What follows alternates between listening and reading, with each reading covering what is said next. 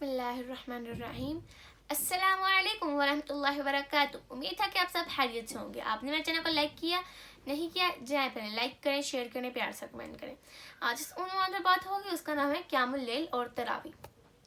حضرت زید بن ثابت رضی اللہ عنہ کہتے ہیں کہ رسول اللہ صلی اللہ علیہ وسلم نے مسجد میں کھجور کے پتوں کی چٹائی سے ایک ہجرہ بنوایا. کئی راتوں تک اس میں نماز پڑھائی, یہاں تک کہ بہت سے لوگ آپ صلی اللہ علیہ وسلم کے پیچھے جمع ہو گئے. پھر ایک رات لوگوں نے حضور صلی اللہ علیہ وسلم کی آواز نہ سنی. انہوں نے گمان کیا کہ حضور صلی اللہ علیہ وسلم سو گئے ہیں. بعض نے کھنکارنا شروع کیا. آپ ہجرے سے نکل کر ان کی طرف تشریف فرمائے.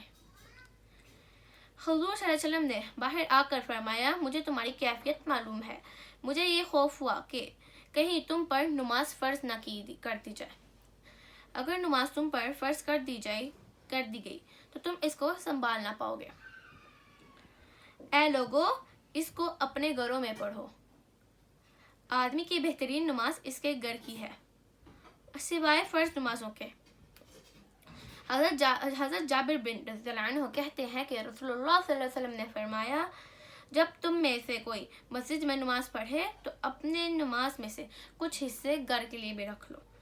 اس نماز کی وجہ سے اللہ تعالیٰ اس کے گھر میں بلائی ڈال دیتے ہیں. حضرت ابو ذر غفاری رضی اللہ عنہ کہتے ہیں کہ ہم نے رسول اللہ صلی اللہ علیہ وآلہ وسلم کے ساتھ روزہ رکھا.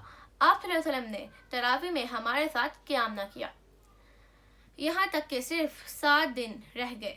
24 رمضان کی رات کو حضور صلی اللہ علیہ وسلم نے ہمارے ساتھ قیام کیا, یہاں تک کہ تہائی رات گزر گئی. جب 6 راتیں باقی رہ گئیں تو آپ صلی اللہ علیہ وسلم نے پھر ہمارے ساتھ قیام نہ کیا.